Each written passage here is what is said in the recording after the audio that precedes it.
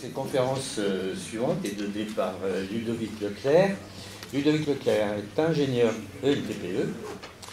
Il a aussi passé un master, je crois, à l'Université de Lyon et à l'INSA. Ensuite, il est docteur de l'INSA, mais qui est aussi un doctorat de l'université. Et puis ensuite, il a une habilitation à diriger des recherches présentée en 2009, qui est une habilitation de l'Université Lyon 1. Il est directeur de recherche à l'IFSTAR jusqu'à il y a un certain temps, qui est maintenant l'Université Gustave Eiffel.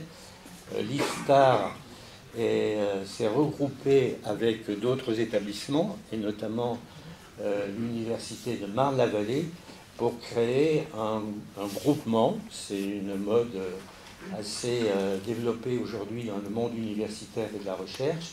Et donc ce groupement s'appelle l'Université Gustave Eiffel et elle regroupe l'IFSTAR, qui était auparavant l'institution dans laquelle tu te trouvais, pour devenir un regroupement d'universités et d'organismes de recherche dans le domaine assez large des transports, mais aussi des ponts et chaussées, bien que l'école des ponts et chaussées soit restée à l'extérieur de l'université Gustave Eiffel.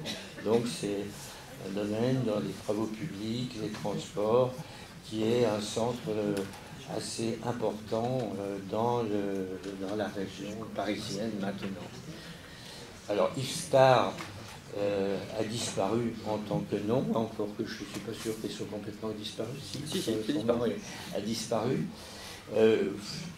Pour mémoire, l'IFSTAR auparavant s'appelait l'INRETS, et donc l'université Gustave Eiffel a une composante à Lyon, dans les locaux anciennement occupés par l'INRETS. C'est un tout petit peu compliqué avec beaucoup de mouvements, mais c'est une volonté publique de faire des regroupements d'enseignement supérieur et de recherche à la fois dans la région parisienne et sur les sites comme on le sait à Lyon, Saint-Étienne, qui devient l'université de Lyon au sens large, qui est en train de réfléchir à d'autres configurations.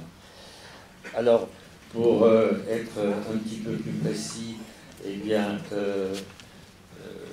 Ludovic Leclerc a fait sa recherche au LICIT, qui est un laboratoire commun à ENTPE et à l'université Gustave Eiffel, maintenant. C'est donc un laboratoire commun et qui va plus loin que la région locale, qui est le paysage lyonnais.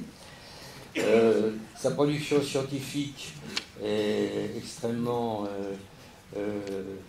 dense et de niveau national et international, avec de l'ordre de 75 publications dans des revues à comité de lecture. L'encadrement de thèses est aussi très important, avec une quinzaine de thèses soutenues et deux ou trois en cours actuellement. Son activité de recherche est en relation avec ce qui vient d'être dit ici. C'est de l'analyse et de la modélisation des flux, de la mobilité dans des domaines qui sont plutôt des domaines urbains, et de la plurimodalité, si on peut s'exprimer ainsi, avec éventuellement des voitures, des autobus et autres systèmes de mobilité dans le domaine urbain. Et donc son objectif, c'est de trouver les modèles les plus appropriés pour optimiser cette mobilité économiquement et aussi en fonction du temps, comme cela a été dit tout à l'heure, avec des aspects assez complexes que peuvent être bien des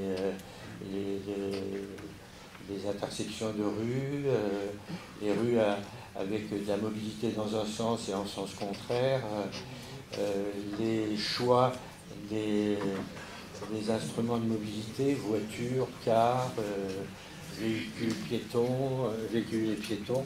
Donc tout ceci entre dans une sorte de modélisation un peu généralisée avec divers sous-modèles sous-jacents et des principes d'optimisation. Voilà, bon courage et merci.